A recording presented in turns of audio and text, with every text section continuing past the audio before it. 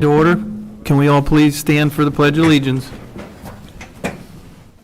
I pledge allegiance to the flag of the United States of America and to the republic for which it stands, one nation, under God, indivisible, with liberty and justice for all.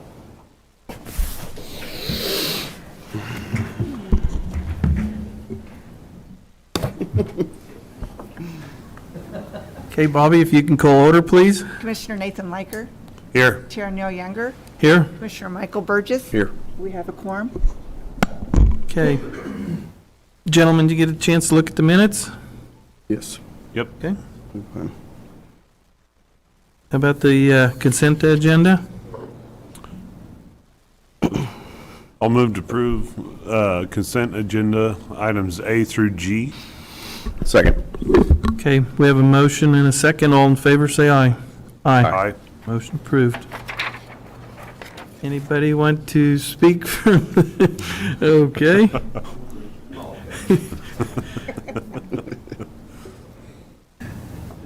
Okay, the monthly financial report. I didn't have any concerns or questions or thoughts. Okay. No concerns.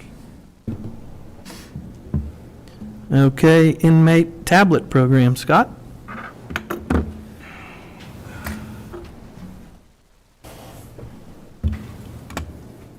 Good morning, Commissioners. Scott Brown, Ellis County Sheriff. So, you guys had an opportunity to read the agenda, but I'll go through that. My understanding is there were some questions from some of the citizens of Ellis County, and I would like to educate them, as well as you, the Commissioners, in regards to why we're looking at it, doing it, and going to implement it.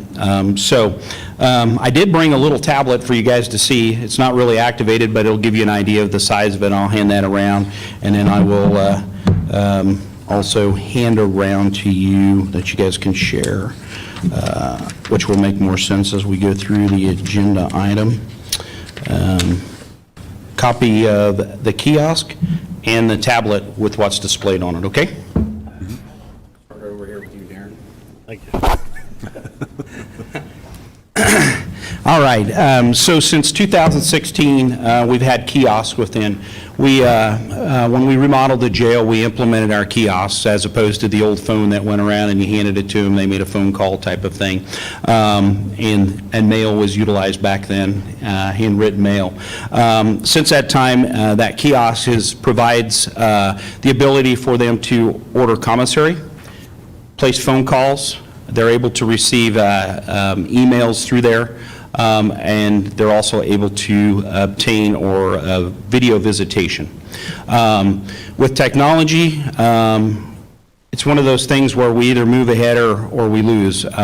This technology here will enable them to do a lot more with the tablet. Now, you might be thinking, concerned about security reasons, because it is a concern. We've done a lot of work into the background of this, and I'm going to give kudos to the IT department, Mike Liker. We actually put it out to some bids where we actually decided to keep it in-house for two reasons. One, because they developed a system. Actually, Paul Dreiling was the one that actually created it. He designed that tablet system or that infrastructure for us. And what it allowed us to do was they implemented that, installed all of that equipment in-house, so that saved us some money also. But it also allows that there's no third party coming in on the backside of our infrastructure. So it stops there, and then the IT department has the remainder of that security, which is really a good benefit for us. It will be locked down, so no one will have access to that. The IT department does a really good job about firewalls, et cetera. Well above what I understand. I just know that I've seen the drawings. So that was one of our main steps. We identified that that's how we wanted to implement these tablets. Crown Correctional telephone, we have been in working with them since 2016. They are a good vendor for us. With the implementation of tablets across Kansas, we are not the first one. They have implemented, I think, 5 other county jails, and then that doesn't include outside of the state of Kansas, but that's just locally. We contacted those particular jails and spoke with them and the sheriffs to see if they liked them. They absolutely liked them, and I'll tell you why in just a little bit. So we began to negotiate and see what we needed. They did a study of how many inmates we currently hold, and so what they did is they did half of kind of where our average is. They threw out 35. However, today we're at 74 inmates within our jail. But we figured 68 roughly is our average, but the numbers have climbed dramatically, so we may need to adjust that. Those tablets we do not own. We lease them for $15 a month. That money then is rolled into our jail fund, or actually our inmate fund is what it is. That's where that money's paid out of. The question one of the questions was posed to me is, how is that paid for? It's paid for by the inmates. So if they make a phone call, they have to pay for that, unless it's to an attorney. That is free because we have to provide that, which isn't a problem. If they want to send texts, instant messaging, they have to pay for that. If they want to email someone, they have to pay for that. Commissary is the same way, and they'll be able to order commissary through this. They can currently do it on the kiosks, which works very well. That is revenue also we receive. This will just be more, it'll be on the tablet, which will allow them to order when they want to. A couple of the benefits of this is it allows them to have better contact with their family, which studies have shown that it decreases recidivism, meaning, and it also has shown that it helps prevent mental health problems in our jail. And as you guys know, as Walt testified, I feel like I'm in court, as he talked about last week, we have a lot of inmates with mental health issues. And so this is a piece of equipment that we can provide to them, or a tool, so that they can speak with family that will help offset that. We probably have 60% of our inmates, 40 to 60, I don't even know the exact number within our jail, that have some type of mental health issue. Communication is the key. It also has proven, this was implemented in prisons across the nation, and it has decreased the number of discipline problems, which is huge. Idle hands sometimes become destructive. This will help with that also. Now, I'm not going to lie to you that we still won't have issues, but it has decreased it dramatically across both in jails as well as within the prison system. The other side of this infrastructure that was built by the IT department is we've had one person a while back that actually finished their GED. We had signed a contract a number of months ago. We allowed them to come in and do it. But because of our infrastructure and location of where our Wi-Fi would hit, we had to limit, and we had to remove that person from that particular cell, and then we would put them in a special room to finish it. That was an agreement with school USD 489. The opportunity for them to start and complete GEDs within our facility will be available if they agree to it. We will offer it if they so want to. That also helps with recidivism with inmates coming back. Some of our inmates within our facility spend up to 2 years up there. Some of them are in and out. So that would really be up to 489, whether they wanted to pursue that, but that's another option that we can look at. Now, the revenue base for this is a self-funded system. We do have some expenditures up front, and I'll let you know the infrastructure-wise. We have an increase in the internet service. We are currently running at 25, and we're going to increase it to 100 megs, and that runs us about 107 a month, which isn't a problem. And then the 35 tablets per month would be $525. That may increase, like I said, if we find that we need more tablets, 5 more because our numbers are up or whatever, that's okay. But even with that, it's a $633 expense per month.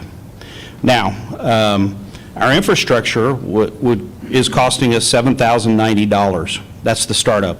But with our income, projected revenue, per month, it's approximately $37.50 per inmate and $6 for the mail. I didn't include the movies because I haven't even spoken about them. So if they rent movies, that there is a fee of, I think, $1.80. We get some return on that. So there's several things within that little chart that you see going around there, or that display, that can be charged, that they will be charged for. They have found that increased communication occurs with tablets versus sitting in front of a kiosk and talking on the phone. It also allows, one of the things that the kiosk will have to stay in there is because we do not allow video visitation in the cells.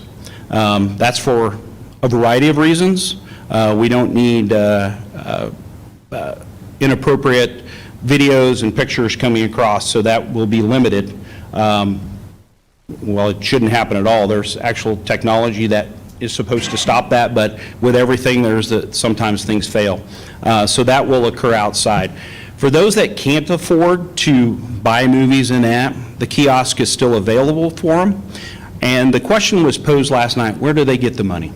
And that's a very valid question. The inmates receive the money from family and friends. And there's 2 ways that they can put that on their books. There's a kiosk that sits in the lobby of the sheriff's office, and they can go in and put it on through there, and it's kind of like an ATM machine. The other one is they can do it remotely over the internet, which occurs quite often. That's how most of it occurs. So I kind of jumped there a little bit about that, but we're estimating with a 68 inmate income of just the voice side of it, $2,550 per month, and that is a very, very conservative figure. I allowed the Crown Correctional Phone to help me with those numbers, and I said I want it very conservative because that could be our lowest number. With the mail, we're expecting per month $408. So if you run those numbers and combine them, we're looking at about $35,496, but in a total, that's the subtotal, we're looking at about $38,454 that would go into the inmate fund. Even with our infrastructure that we're putting in, that will be paid off in approximately 2.5 months. Now, we have funding within that inmate fund to cover that cost, so it just reimburse that fund as we put that in there. So there's really no money. That entire infrastructure, the implementation of tablets is truly funded from the inmates. And it costs the taxpayers of Ellis County not 1 cent. That fund was created in 2016, and the money has flown into there, or rolled into there for both the kiosks that we're currently using, as well as a commissary. And it's a flow-through, so we pay them, and then they pay it, then we get a deposit back into there. Total dollars in there right now, I think is about $48,000 in there. And you're asking, what do we use that for? That inmate fund. So we currently use it to buy clothing for them. We replace bed mattresses. We fix cameras that break. We have bought the insert, which Commissioner Younger probably is aware of, for our transport van. We use it for kitchen appliances when they go down. We've bought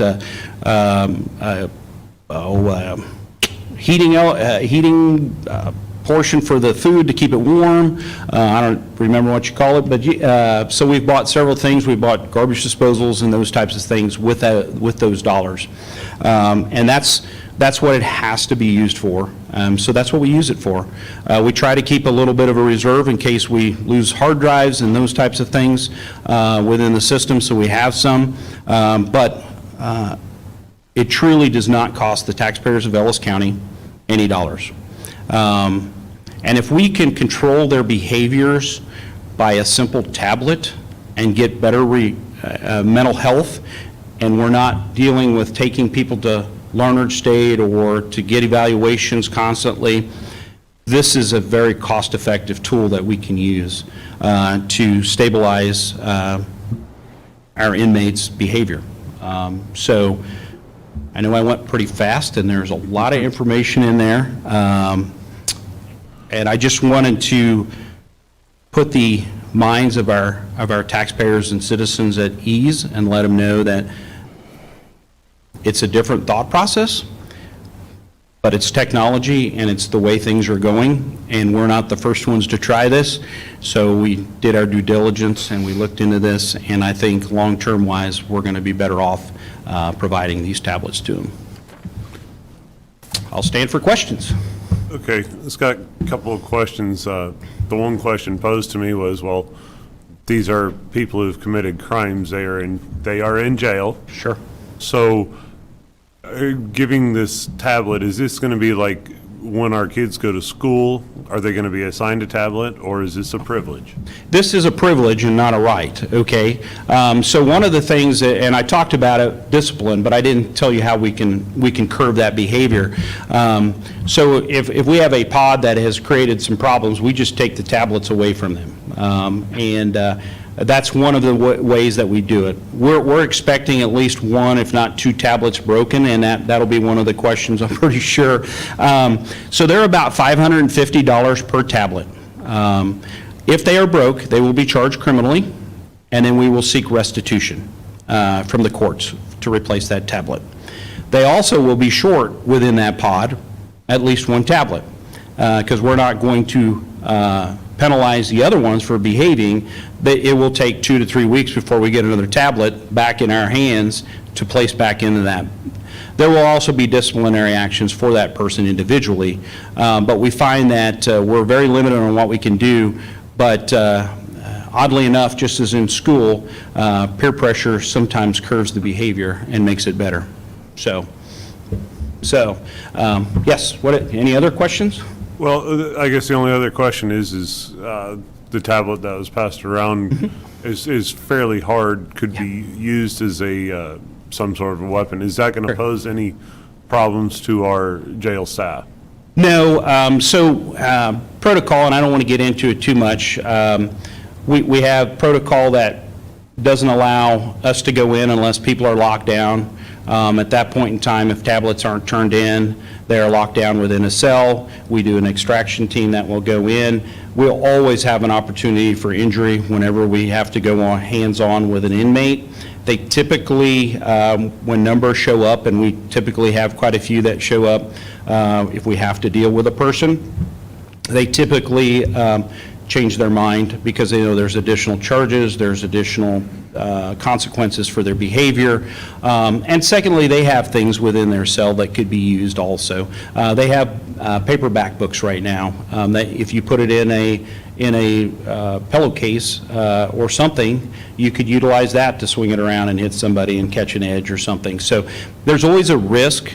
We just minimize that risk. It is a hard case, but if it wasn't a hard case, we'd have a bunch of them broke. And for those of that have kids that have dropped the tablets or whatever, we know that they break pretty easily. So,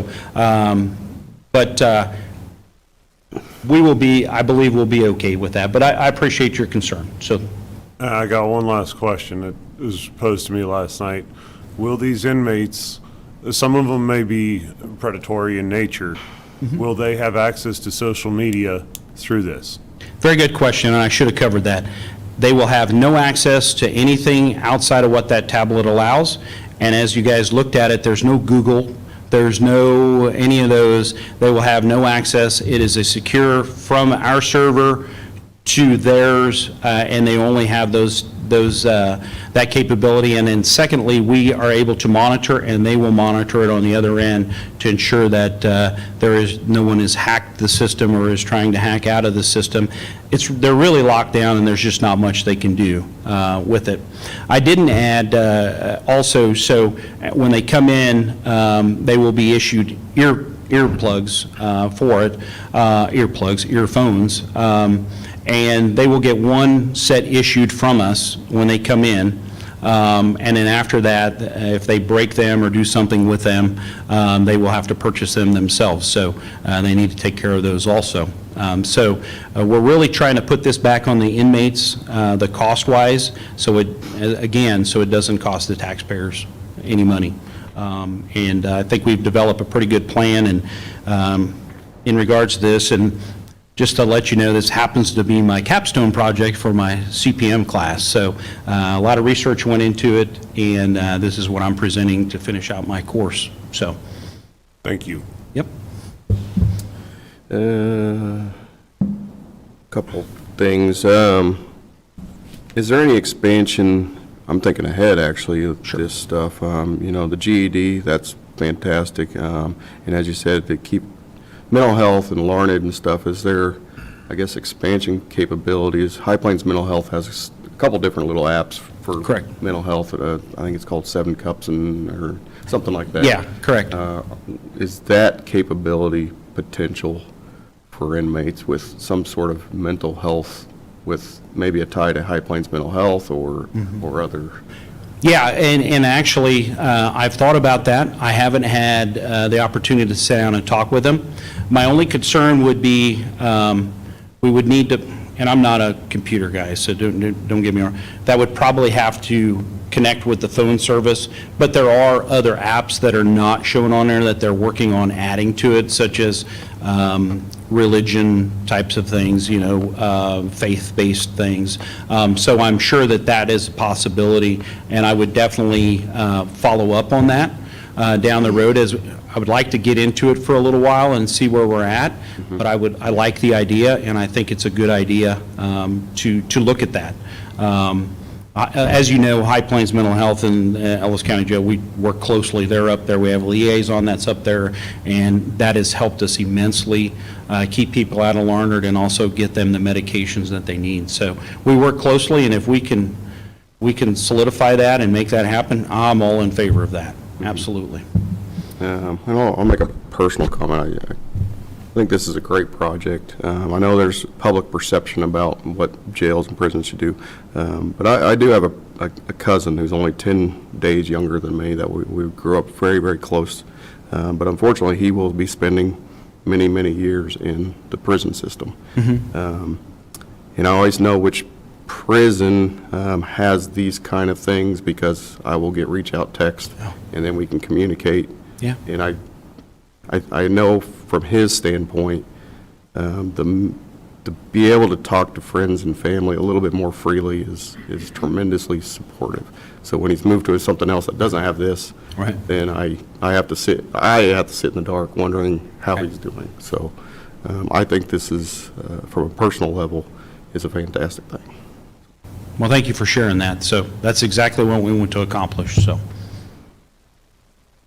I got the same questions emailed, phone call, text to me also, and now that you've educated the community, hopefully they'll see that because they're saying, well, why can't we use that money for roads, bridges? Right. That type of deal. I guess, too, if one of the inmates just consistently breaks a tablet, what is the outcome? Because I probably know, and you know exactly what they'll do. They'll either plug the toilet, break something else. Is there any on Well, as a disciplinary type of thing, they would be segregated from the others and locked in what we call, if they're continuously being a problem, a fighter, et cetera, they'd be put in Pod D, which is for our max. It's considered our max location. And then they would be just limited on what they can have. We can control that, and they won't have access to those tablets like they would in the larger pods. So that's what would happen to them. And you're right. It could happen, but based upon what I've researched for my paper, I find that only occurs once or twice, and then things change. It just doesn't happen because they see exactly what Commissioner Burgess is talking about. It gives them a means to communicate outside of that system rather than talking to the same 10 or 12 that are in their pod that we constantly have. Okay. And then also with the GED that, 489 is working, is Fort Hays interested in something like this? I mean, is that something that can be ever put in play? I wouldn't say that it's not impossible. I just know that statistically, we don't see a lot that do the college thing in a jail setting. However, there are a lot of people that go to prison because they're there for a lengthy period of time that pursue their BS or whatever it might be, as well as masters within the prison system. And part of that is when they have access to a library, but now they have access to tablets, and they're able to do that and complete their college thing. So I think it'd be a very minute amount that would ever pursue that, but I like your thought process. I like it. So they may be taking classes, and maybe they could continue it. Those would probably not be within these tablets, but our infrastructure would allow a standard computer because it's be a little hard to write a paper on that on that little tablet. But yeah, I think the options are endless, and I think as these tablets continue to grow within the correctional side of it, I think you're going to see advancements. Of course, one of our main concerns as always is the security aspect, and the more we allow in from other entities, the more concern I have with the ability to access things they shouldn't have while they're in their jail. So, but we'll monitor that very closely. Okay. Well, and now that the public knows that it's self-funded, I think that'll probably take a lot of Yeah. the, You don't know what you don't know, right? That's right. Yeah. And I would encourage, if the public has any questions, they're welcome to call me. But the phone number at the Sheriff's Office, 785-625-1040. Although you guys can probably answer some of the questions, I'm probably better suited to answer those questions for them, and I'd be happy to either meet them or answer an email or those types of things. This is a new project, and people are concerned, and I get it, but we didn't jump into this quickly. This has been in the works for a while, and research was done, and we contacted facilities who have had it for a little while, so we know the do's and the don'ts. So we let others make a mistake, figure out what worked and what didn't, and now we're ready to move ahead with it, so. And this would probably be something, if we could get on a podcast, would, because a lot of people look at that, that would be Yep. really Okay. great to educate. Well, Commissioners, I want to thank you. I'm gathering I have the support of you in regards to this because of the questions and stuff and the comments, so I do appreciate that, and we're anxious to get it going. I didn't give you a date. We're looking at the middle of November to complete, to get the tablets actually within our facility and up and running, so very excited about that. We'll have some bumps, but we'll get through it, so, all right? Good luck, Sheriff. Thank you. All right, Thanks, thanks. Scott.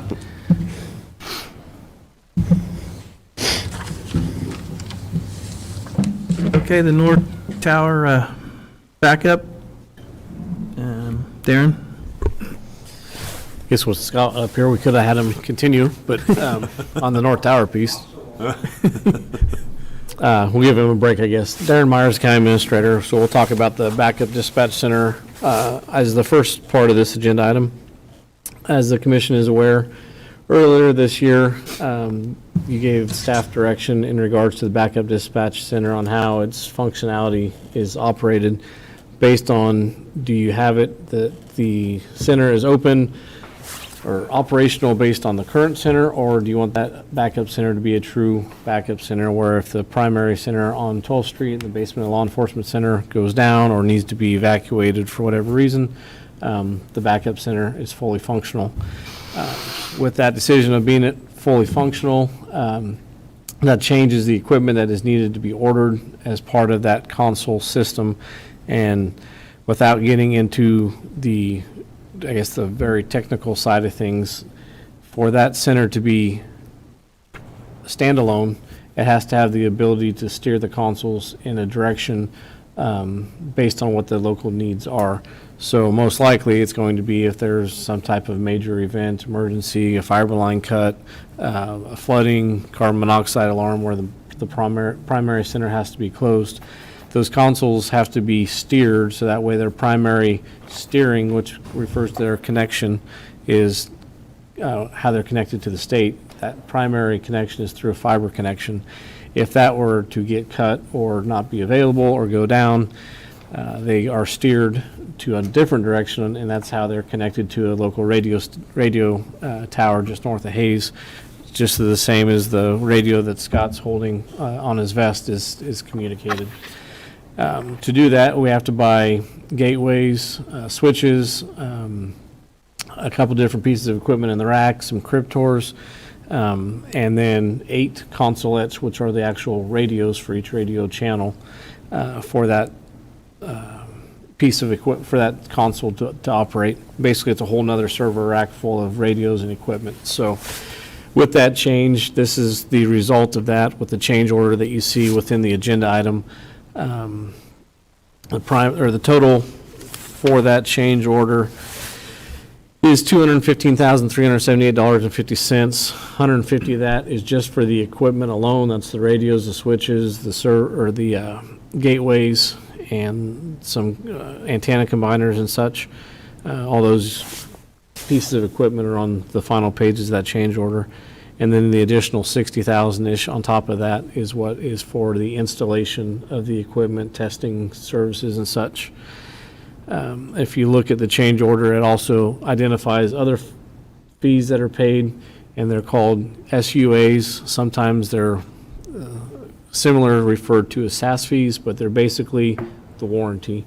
What that does is this price does include that first year's warranty, but those SUAs, service user agreements, basically state that whenever the state does an upgrade or the console becomes obsolete or has to, the state basically changes something because there's a new piece of equipment that's needed, that is covered. So that console is 100% always updated. It's the same as our dispatch center to the newest standards that the state of Kansas puts on all their equipment.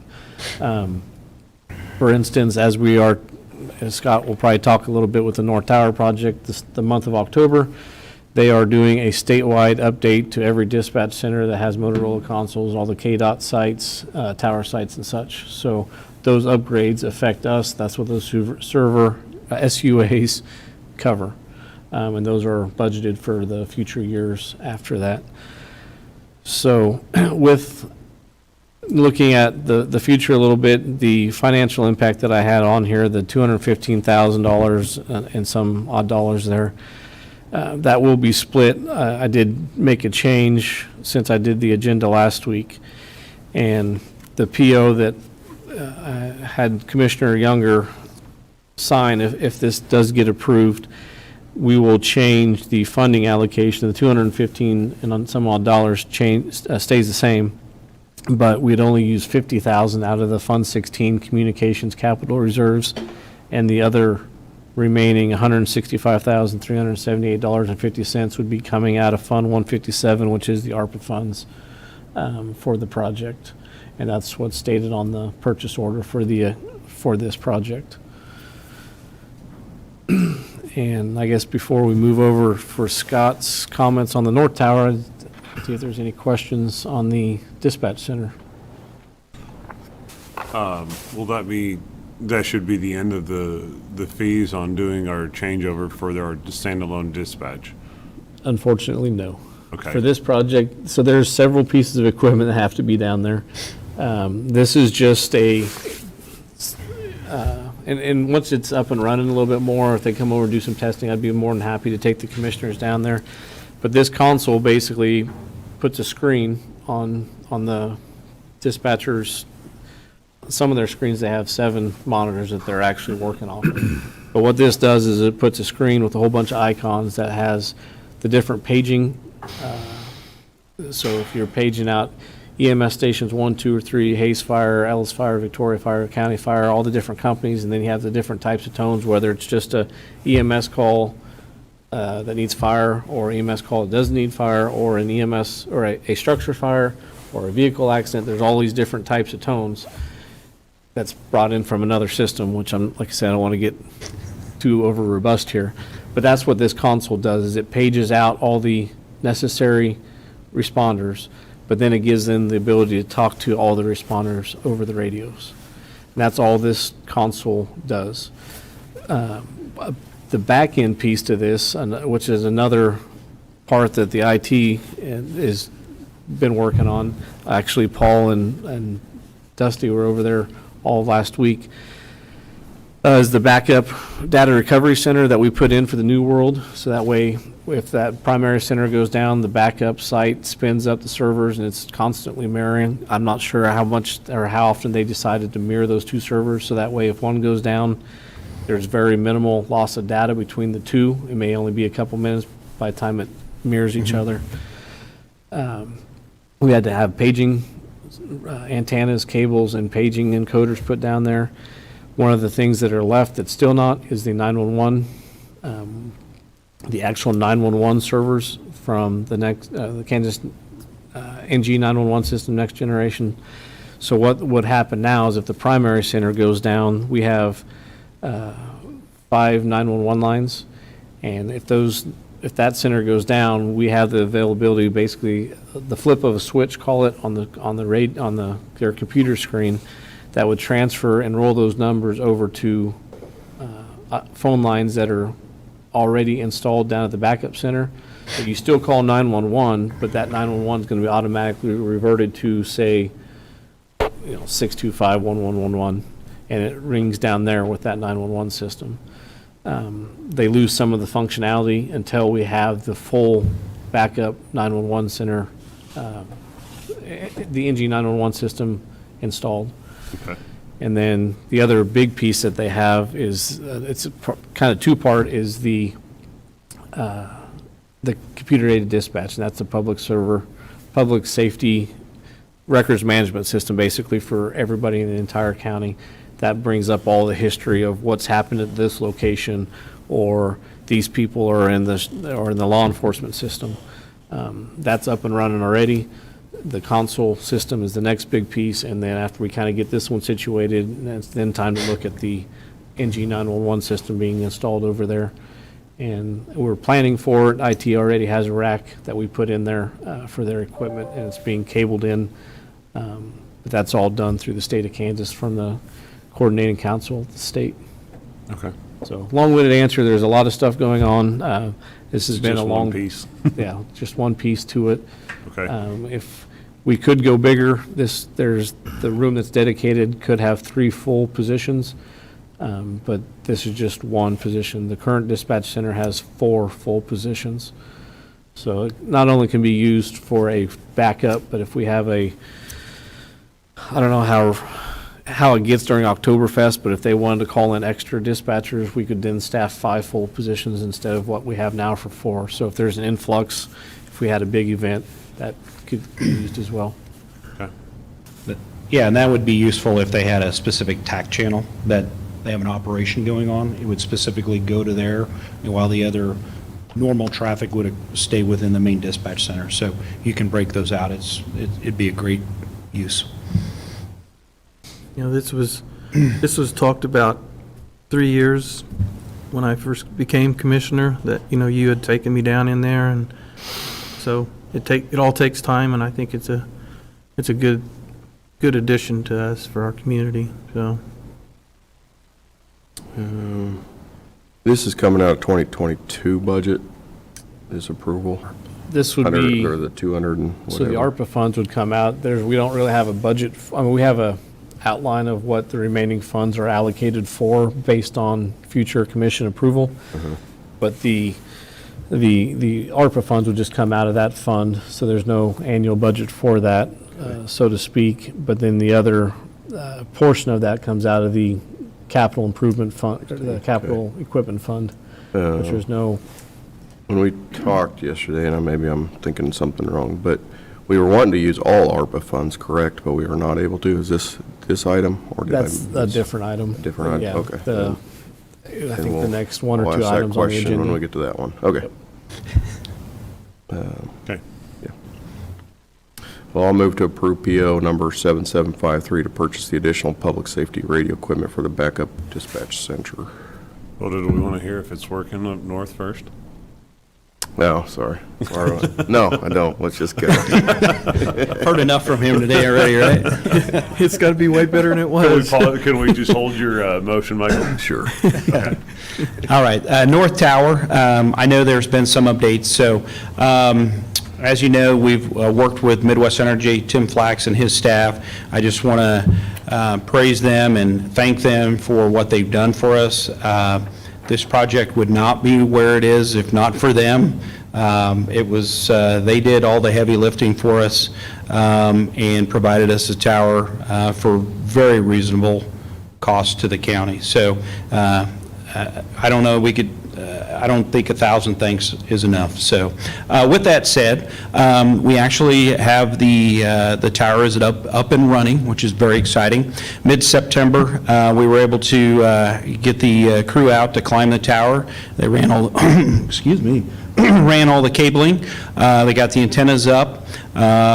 We've got 2 phases left to get signed off on. One is the grounding to make sure that it's adequate, which it is. It was put in by that company, but we need to have it signed off. They're going to come out and do a test and do a site survey, so to make sure that everything meets the requirements. And then the last one will be is to do a test of the signal to make sure that all the frequencies are working within alignment, et cetera, and that we're pleased with them.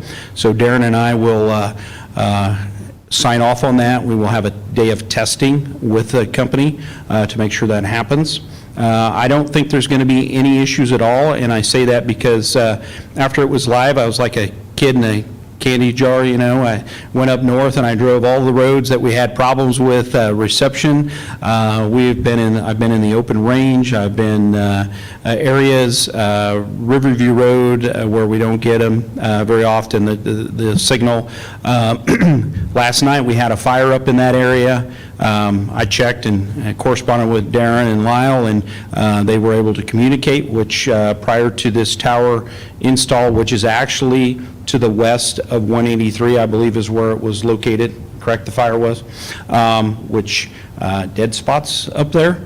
It is Homestead Road to the east county line. Of course, we start grabbing some other towers within the area, but I was testing them. We were able to hit there all the way to about 200th Avenue. And again, we start hitting towers that start automatically grabbing. Our radios grab the closest tower, the closest towers all the way to the county line, the north county line. That's a very good footprint for us. It is a game changer for us in that area. My guys now can respond, fire can respond, and portables, as we know, they may or may not work. They're not pushing near the wattage that our mobiles are. Mobiles push 100 watts. These are pushing 25. But we will be able to communicate with them for safety of fire, EMS, and law enforcement. It's a game changer. And I want to thank you, commissioners, for signing off on that and agreeing to that. It is huge. It's a tool that we've needed for many, many years, and it's just a game changer. So you got any questions in regards to it? Just a comment, it's too bad that wasn't in play before, like you say, but it takes time to do everything. It would have probably helped in a lot of situations up in that area where it's, communication is not good, but yeah, I think it's a great deal, very good deal. Yep. Made my project really easy. Darren's got a much more difficult project than I do. You can have it.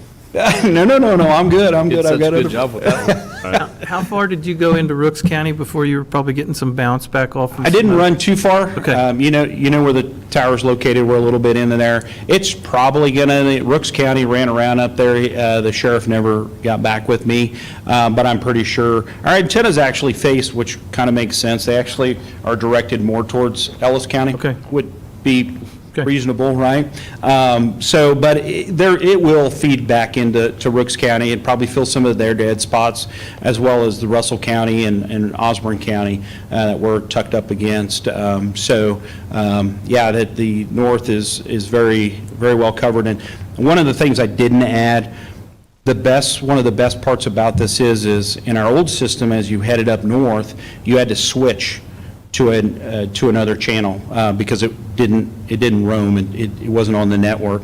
And now when you drive up there, it automatically grabs it, and so we don't have that, I need to switch over, and then nobody in Hayes or wherever can hear you unless would happen to be on that channel. So this is definitely a safety thing that's going to be beneficial to us all. So it being on the state system is great. And I guess the reason I was asking that is because, if there is an accident, which I know well about, that if we're responded there first, that we can help surrounding counties out also. Yeah, absolutely, and it will work well enough up there. We still, depending on where it's located, as we all know, if you're down too low, it's going to shoot over the top. That's how it works. But as a general rule, we're going to have reception up there, and we can help out with fires. I know that Rural Fire has helped with several fires up in Rooks County, and vice versa. They've come down and helped us too. So, yep. Good, thank you. All right, Thank you. you bet. I will second Michael's motion that he had. Okay, we have a motion and a second. All in favor, say aye. Aye. Motion approved. Okay, local safety and security equipment grant approval. Mr. Darren? So this, I guess, is the agenda item that Commissioner Burgess was referring to in regards to the funding on that. But the local safety and security grant was released by the governor's office. I found some more statistics on it after I put the agenda item together, but the total grant, which we knew was about, didn't know the exact amount, was the total funds that they had to make the grants was $6.1 million. And they did release, the governor's office did release the departments, not just fire, but counties, EMS, law enforcement, and throughout the state, some emergency management departments got some funding. I think out of all the funding, there was only less than a dozen counties or organizations that had more funding than the request that we had, which is good. There was actually 2 grants submitted. There's a couple other grants that were submitted in the county besides the one that we did.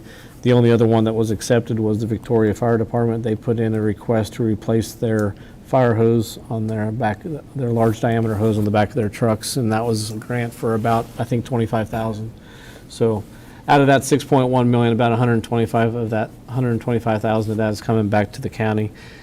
But this project has also been on our radar for many years. And Commissioner Younger stated that we talked about the backup dispatch center for several years. I think radio encryption's probably just been on the radar just as long. However, it's a little bit more difficult, so to speak, because of the different organizations that it touches. And I kind of tried to explain that a little bit in the agenda item. As you can see, all the different departments that were listed. This touches all the radios in Ellis, Victoria, Hayes, the campus, cities, and counties. Hundreds of radios, over 100 vehicles, and it will impact a couple hundred public safety responders. What this does is going to do, the primary purpose of it is for Ellis County to meet the new standards that the Federal Bureau, or Kansas Bureau of Investigation, KDOT, Department of Transportation, KCGIS, if I said that right, the Kansas Criminal Information Justice System. I try to remember all those government and all the acronyms. But they have put out new standards that as of, that were actually already past due on. But as of January 1 of this year, I believe all radio channels are supposed to become encrypted to protect the safety of not just the responders that are responding to those calls, but also the community members that we respond out to help. So there's information that we cannot release over the radios because people can listen to it. One very good example of that is HIPAA information. There's information that can be released, or that can be released over the radio that we just cannot do now because it's open air, anybody can listen to. And the only way for that information to be released is, once again, public safety departments have to switch to a different channel, which then you lose communications because you're not listening to the channel that everybody else is on to pass along information. And then, like I say, this is something that the county has looked at for many years, and just the amount of work it takes to get it done. Because like I say, every vehicle that has a radio in it, every dispatch position, every base station that's in a building, every portable radio that a public safety carries on their person has to be touched, has to be reprogrammed, has to be aligned, has to have programming installed into it, and then has to have the encryption keys added. And then another piece that is brought into this is, since the changing of the North Tower and the changing of the way public safety departments will operate, some of the radio channels we will no longer need, like the North Tower that Scott was referring to, that frees up essentially one radio channel that can be reallocated to a different channel to make departments more able to effectively communicate, because they have a radio channel that is used more frequently. Kind of going down through the agenda, some of the other things that we've been waiting on is to do some programming at, going back to the dispatch consoles, trying to get some more use, I guess, out of some of our public safety departments. So once we are able to reprogram the consoles with the encryption, we will be able to add different services that you'll see on the dispatch screen for them to be able to page out. One of those items is through county medical response.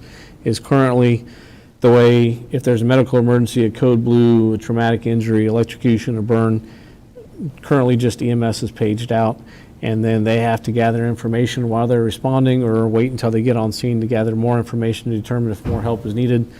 When this change happens, the programming will be changed on the consoles, so that way, from the get-go, if there is a code blue, which means somebody is not breathing, or they're having cardiac arrest from the moment the 911 call is received to when they page out a response, fire and EMS will be responding together. And as the commission is well aware, we have 900 square miles, and stations are only located in Ellis, Hayes, and Victoria. However, we have fire stations located in Catherine, Munger, and Shinshin as well. And there's firefighters in those locations that can get on scene with AEDs and medical equipment quicker in some instances to help assist EMS on some of those higher acuity, more difficult calls. So that will be another big change that's coming out into the county as well. For the piece of this, did find out yesterday during our in-service training day that I got word back from the Kansas Governor's Grants Program office that I originally put in the grant proposal that the total estimated project cost for this was about $245,000. The grant award that we received was $100,000. For that remaining, say roughly $160,000, I had $80,000 set aside in our capital equipment reserve fund for the communications center, and then I was going to use $80,000 out of Fund 16 to supplement us up to a roughly total of $260,000 based on when the bid comes in. But the Kansas Governor's Office said that due to the allocation of where it came and the process of how we got the ARPA funds, those funds are non-eligible to be used for the matching portion of that. So for that portion of this, once we do get the bids back, ARPA funds won't be used. We'll just use the capital equipment funds out of Fund 16 to pay for that. I'm not asking necessarily for approval to proceed with this today. I'm just kind of giving the commission an update. The state of Kansas made the award to us about 10 days ago on a Friday, and we have until tomorrow to send back the grant assurances document to accept the grant. So within that time frame, I called all of our public safety partners together, and I believe we had almost every department there except for Victoria City Police, which the sheriff's office is in constant contact with them. I wanted to confirm that, the Campus PD, Hayes Fire, County Fire, EMS, Victoria City, and Fire and EMS, everybody was on board to move over with this. Not necessarily that we don't have a choice because it's being mandated by the state, but make sure that we had full cooperation from all agencies to move forward with this. And we did have that meeting yesterday. Everybody was in full support and to get this going. Since the next step after that would have been to come to the commission, not necessarily asking for approval to spend any funds at this point because we don't have the government bid yet, but just to make sure that the commission was fully aware that if we do commit to the grant, that we'll have to commit some capital funds to this out of the communications center.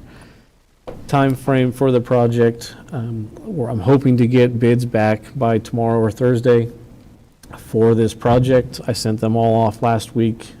It's kind of a very detailed bid because, as you can see, all the different agencies, types of radios, where they're located and such. There's a lot of pieces to it. If I get that back by this week, I'll have it on next week's agenda for approval. But I'm trying to get it on this month's commission meeting because the radios that have to be purchased as part of this, they're 8 to 10 months out before we even receive them. The LSSC grant funds, which this grant pays for, the project has to be complete by the end of next year. So I need to get those radios ordered ASAP. There's nothing that we can really do to speed it up because they're all public safety radios. Everybody has the right and the need to say, hey, we need these radios, and they're coming. However, Motorola has given me some information that they've partnered with a U.S. company to start producing the chips that are needed. As I'm sure all commissioners are aware that there's many products that are out there, even vehicles that are being shipped without certain chips until they come in. So they're partnering with a chip company here in the United States to be able to speed that process up, and hopefully we'll see not a true 8 to 10 month lead time before we have that equipment.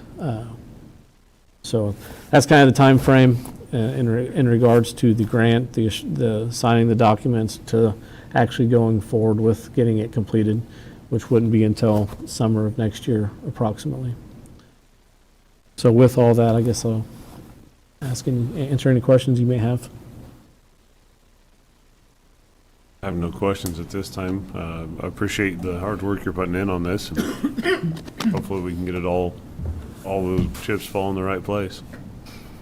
Yeah, me too, Darren. That takes a lot of footwork to do this, and you've got pretty much everybody included in our community, so good job.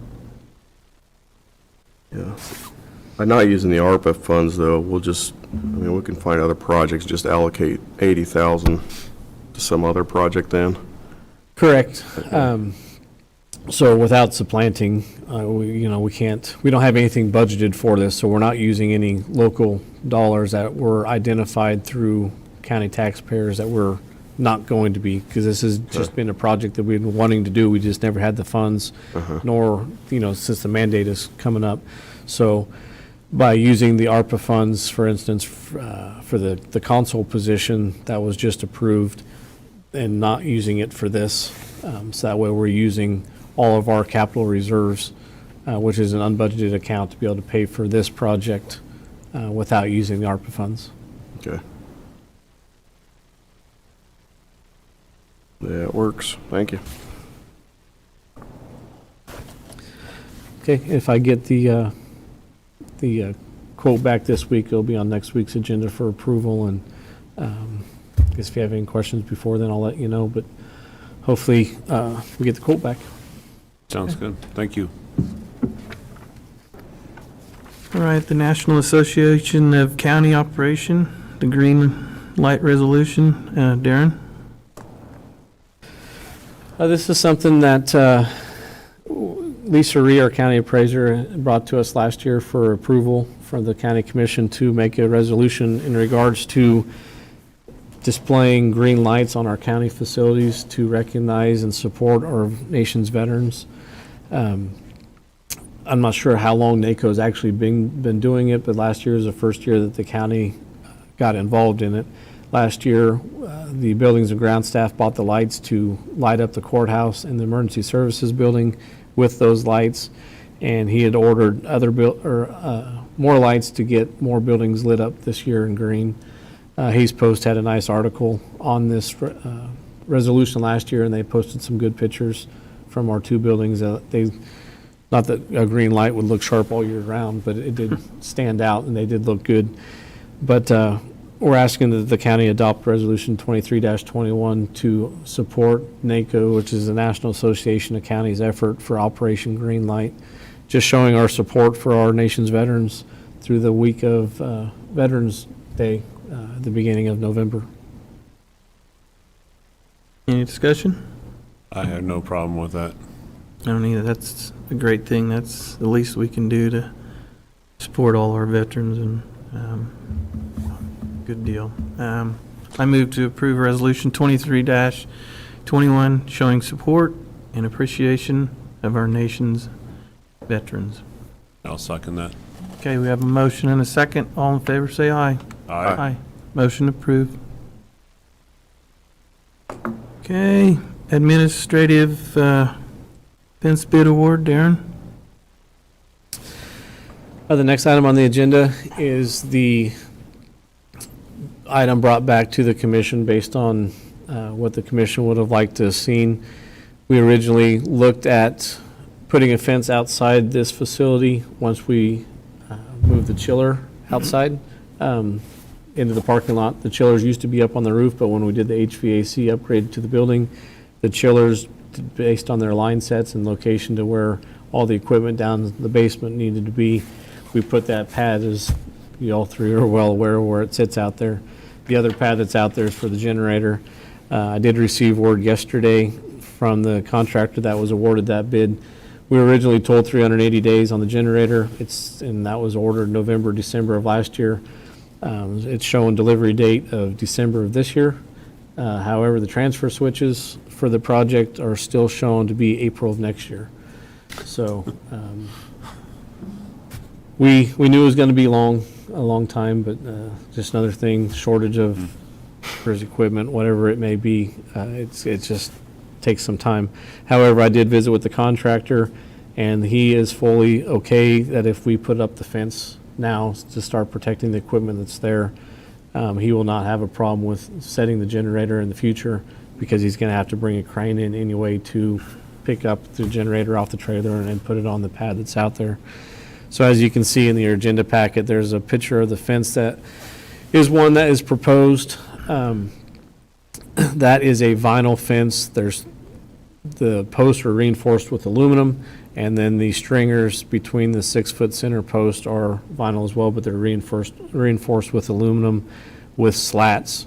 The slats are there based on the need to have continued airflow in that room, or in that area that's outside the building, for the chiller as well for the generator. I know in discussing this with the commissioners yesterday, there are some different thoughts on whether we should go with a vinyl fence or go with a true aluminum fence. However, that is why we bid the RFP that is out, to have both a vinyl and aluminum option. I know there's concerns, Commissioner Liker expressed the concerns that over time with our heat and with sun and temperatures, the vinyl does become older, drier, more brittle, and will be more susceptible to hail damage. On the vice versa side, the aluminum doesn't dry out, doesn't get brittle, however, it does still get hail damage. So the PO that is for the commission to sign is essentially blank at this time, because I didn't know which way the commission would like us to look at the project. I'm gonna have to scroll down to the proposal. If we did all, I'm assuming the commissioners want to do all 4 sides, which is what staff has recommended to protect the area from the equipment. And I did speak over that piece. I apologize. When K-Camp, our insurance provider, comes out, they do safety walkthroughs at our buildings. They recognize now that we have that equipment outside in our parking lot where there's high foot traffic, that we enclosed the equipment, not only just to protect the equipment, but also protect the public from walking into it, or kids or anything crawling in on anything and damaging it. So that's how this fence project came about. So our suggestion would be to do all 4 sides of the facility in either vinyl or aluminum. If you did all 4 sides for the vinyl with aluminum reinforcements, it's $24,205. If you did all 4 sides in the aluminum fence, $29,480. So that's approximately, I'm trying to do math in my head, $5,275 difference between the vinyl and the aluminum. The aluminum fence, I did not bring, I thought I was looking before, I thought I brought the picture of what that would look like. But basically, if you look at the fence here, that was in the agenda packet, it's a smooth fence. You know, all the slats are in line. The Fortress aluminum fence, instead of having them all flat, they're staggered. You know, they're kind of one's up, one's back, one's up, one's back. Still has the airflow movement, and so it does look a little bit different for the aluminum fence. But it is an 8-foot tall fence on both sides with a gate on the alley side for access to be able to store equipment in there for buildings and grounds, which wouldn't really be used for storage, because a majority of the room that's back there has to be open for the Midwest Energy transformer for them to have access. And then we're going to move the trash dumpster that's across the alley, put it inside that little fenced-in area as well, just to keep it looking better, I guess. Not the trash can looking better, but so we don't have a trash can in our parking lot. So I guess I would need direction from the commission is, do we want to proceed with the vinyl or aluminum or anything at all? I'll say, I told Darren I was more in favor of the aluminum, not just from a hail standpoint, but you can watch the sun beat down and just weather, you know, the vinyl fences around the area. You know, we get a lot of wind and a lot of dirt, and I think that the aluminum may hold up better. It's going to look a lot better. We spent a lot of money on this building, and I think the aluminum may may do us more justice on what we've done. Michael?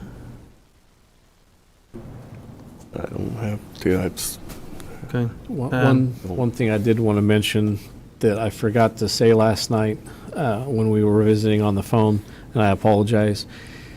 If we go with the vinyl, the color options are kind of the key part to this too, so may want to take this into consideration. But if we go with the vinyl fence, the color is an almond, which is essentially the color of our wall behind us, which is pretty close, I would say, to the exterior of the building. If we go with the aluminum, it goes to a dark bronze, which the contractor that submitted the bid and staff, we don't know if it's really going to match all that well. It's going to be a darker fence. So, It'd be similar to like what's down by Fort Hayes. yes, yeah. Much, much darker. More along the terms of maybe the back of that wood, or actually the calendar there that's in front of Mr. Jeter. Oh. So there is, and they don't make the almond color aluminum fence, unfortunately, unless we want a special order, and then he's gonna have to get additional money, or additional time to get us back another bid for having them special make that fence, and then that $29,000 price is, he said, would rise quite a bit, because it would be a special production line to change the color of the fence. Special orders always more. Yeah, I'm with Commissioner Liker. I'm not a big fan of the vinyl. Yeah, it may be almond now, give it a year. Different sides of it's gonna probably turn creamy, white, ugly color. I just feel if we're gonna do it right, do the aluminum, the way they're staggered like that, the fence will be strong and sturdy. I guess I'm something for longevity, to last. Yeah, the color's probably not gonna, but it'll grow on us. And the bottom 4 feet has that bronzish color marble that's on the building, so it's not gonna not match, it's just not gonna be. It's not gonna be invisible, more or less. Yeah. What do the department heads in here think of it, that color, and have you visited with them any? I know. I think we visited briefly about it at our executive team meeting, and I know you're not supposed to make assumptions, but I kind of assumed that the commission would have went with the lower cost option of the almond vinyl fence. We didn't give it much thought to spending the more money on the other side of it, so we didn't really have much discussion except for Okay. that were two different colors. I just figure we're doing it, do it right the first time. We've run into plenty of situations where previous commissions have taken the lower side, and then we come back at a later date to fix problems. So, not that I like spending more, but this is a minor overage, and to do it right. And like Commissioner Liker said, we got a beautiful facility here, so let's fix it up right. Well, if you're okay with the dark bronze color, John Mader has a sample of that he can bring into town, and Greg and I, and if there's any other staff here at the building when we meet, make sure it's going to look appropriate. That way we wouldn't have to spend even more money to special order the fence. And then we can make that determination. You know, we can have Bobby, Lisa, and Vern, and Mike, and Becky all be involved in the process, and make sure it's going to look okay. Okay. Okay. So would you like to hold this motion then, or go ahead and move along? If the commission's okay with the aluminum fence and going with the bronze color, I can give you the amount to modify that will change the agenda, or I'm sorry, to be able to put on the PO. That price would be changed. I'm on the wrong. On the agenda item, I had that the total project price would be that $24,205 for the PO. If the commission goes with the AlumaGuard Fortress aluminum fence, that number would change to $29,480 for the PO. And that's why I left the PO blank, since I didn't know which option the commission would choose. Okay. $29,480 for the aluminum fence. Okay. Well, I'll go ahead and move to approve PO number 7754 to install a fence at the administrative building for a price of $29,480. Second. Okay, we have a motion and a second. All those in favor say aye. Aye. Motion approved. Thanks, Darren. Okay, County Administrator report. Darren? Two quick things. Unfortunately, if I know some of the commissioners know, but we did have a prior company chief that used to be on the county fire department, Chris Stegman, in the late 90s, and then became full-time with the city of Hayes in late, I think, 1998, just a couple years before I started there. He did pass away on Sunday, but I wanted to recognize his service to our nation, but also to our community for the, since he retired in 2018, all the way back into the early 90s. So thoughts and prayers out to his family. On the other side of that, with the county fire department and throughout the entire nation, this is the beginning of Fire Prevention Week, and focusing on kitchen fires. But this weekend, on October the 14th, I'll probably do a press release later today so we can get it out on Hayes Post and such. But the county fire department is hosting a 50th anniversary celebration. County was organized back in 1973 by the county commission, and here we are 50 years later, still going strong, bigger and better than ever, in my opinion. But we're going to have an event over at the 22nd Street, the Emergency Services Building. We're going to have a bouncy house for the kids to play on. We're going to have fire trucks there for kids to check out. We're going to have fire hose spread out for kids to come out and spray water. Astor Bank donated the use of their smoker, their commercial grade big smoker, as well as money to provide food for the event. So we're going to have pulled pork, which always goes over well. And we're going to have Sparky the fire dog there for the kids to meet, and Kansas Forestry Services coming out with their Firewise trailer to educate the public on safety practices that they can do around their homes to prevent wildfires approaching up along their homes, some different safety distances and things that you can plant and build around your house to protect it from grass fires. And they're also bringing Smokey the bear out to visit with the kids as well.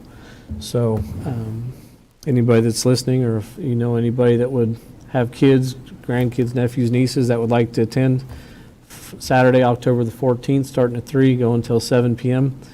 at 1105 East 22nd, and love to see as many people there as possible. What was that time again? The 14th at 3 to 7 p.m. 3 to 7, okay.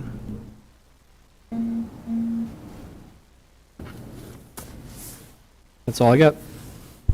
Thank you. I have no report at this time. Okay, Michael? I attended last evening the Youth Leadership Advisory Board, which is a board of 7 high schools, so between Hayes High and TMP, that the city of Hayes puts together. And they hold a meeting amongst themselves with different topics, so I attended that, and it was really, kind of encouraged by listening to these high schoolers, the topics that are important to them, and trying to bring those forward in the future to better our communities. It's kind of neat. Good deal. I guess all I have is, yesterday I went and spoke in behalf of us, or the commissioners out at the in-service. A lot of them were still getting their profiles drawn, but I did speak a little bit. Couldn't get any questions out of any of the employees, so I told them to call. And the other thing, I'd just like to wish Heather Billups at Solid Waste happy birthday today. So that's all I have. And we have an executive session. Okay. At this point, I'd move the Board of County Commissioners recess to executive session for 10 minutes under the following exception, the Kansas Open Meetings Act pursuant to non-elected personnel matter exception. The subject to be discussed during the executive session is employee matter. The open session will resume at 10 o'clock in the commission chambers. Those in attendance, in addition to the commissioners, are Bill Jeter and Darren Myers. I don't see Jennifer, so.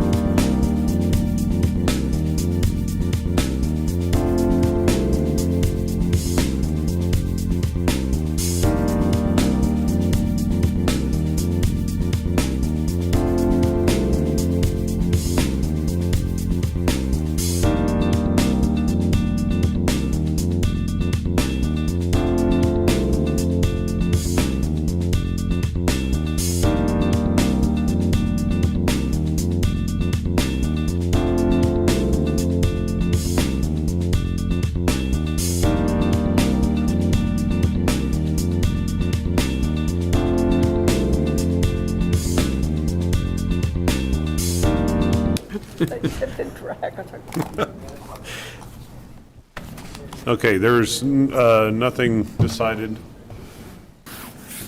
Okay, A motion was taken, I guess. I'll second it. Motion and a second, all in favor, say aye. Aye. Aye, motion approved. Meeting adjourned at 10:05. Yeah, it's freezing down here, right? Cutting around. Darren, do you have a second? Good day, guys. Yep, Take care, you too. guys. I feel like one of the guys, I'm fine.